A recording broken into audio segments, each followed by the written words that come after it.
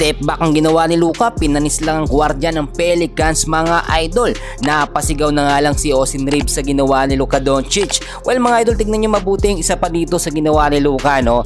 Talagang ibang klase, kaya pala siya tinawag na Luka Magic. Tignan nyo mabuti, mas malayo ito, 3-point shot mga idol. Tignan nyo naman, no? Talagang consistent ang meron si Luka Doncic sa bawat tres na kanyang tinitira, which is talagang nakakahanga yung ganitong ginagawa ni Luka, nagiging consistent. Pero nakita natin may nangyari sa first quarter. Ito mga idol, no, dito ho, no, ay bumagsak si Luka. Nakita nyo naman, no, ang nangyari dyan, talagang nabagsak siya ng malala, no. Kagandahan lamang, yung likod niyang tumama, yung ulo niya muntika na, no.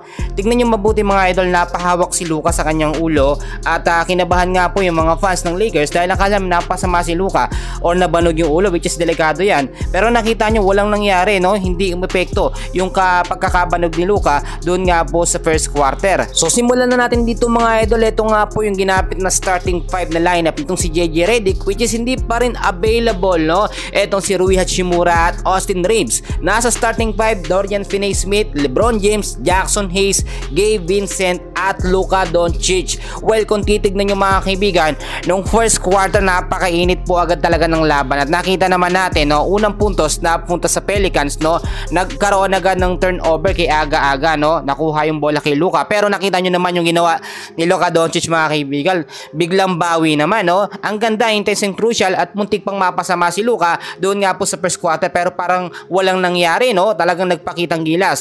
Well, nung first quarter, lamang na talaga, no, ng ilang puntos, mahigit 13 points, no. Eto nga pong Lakers sa Pelicans score na 36-23. Sa pagkakataong yan, akala natin magtutuloy-tuloy yung consistent na ganyang kalamang ng Lakers. Pagdating ng second quarter mga idol, hindi naman agad pinasok si Luka, no.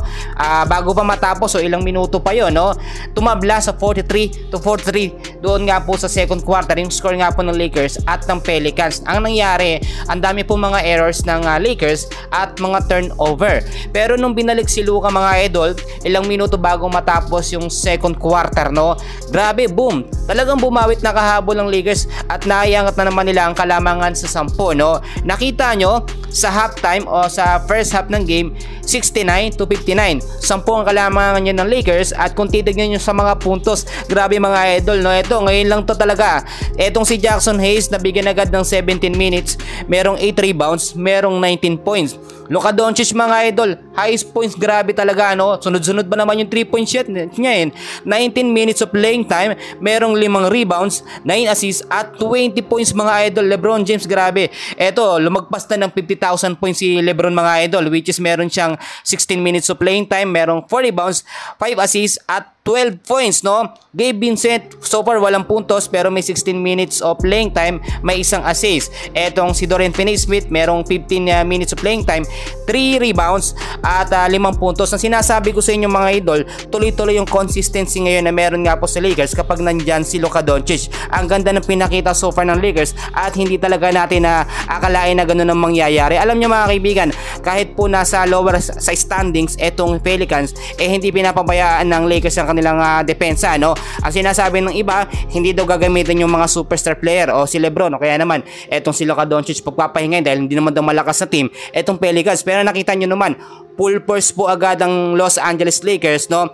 First half pa lamang ng game, Luka at LeBron connection ginamit ho agad. Kaya ang sinasabi ko sa inyo, pagdating naman ng second half, dito mas intense and crucial po yung naging laban. Mas humigpit po ang depensa at opensa itong Los Angeles Lakers at mas lalong gamit na gamit ang depensa po na meron itong si Jackson Hayes. Ngayon umuusbong talaga at lumalabas na kung anong meron o kung anong magagawa nga po nitong si Jackson Hayes kapag mga intense and crucial game po talaga. Well mga idol, ang ganda na naging laban in so far.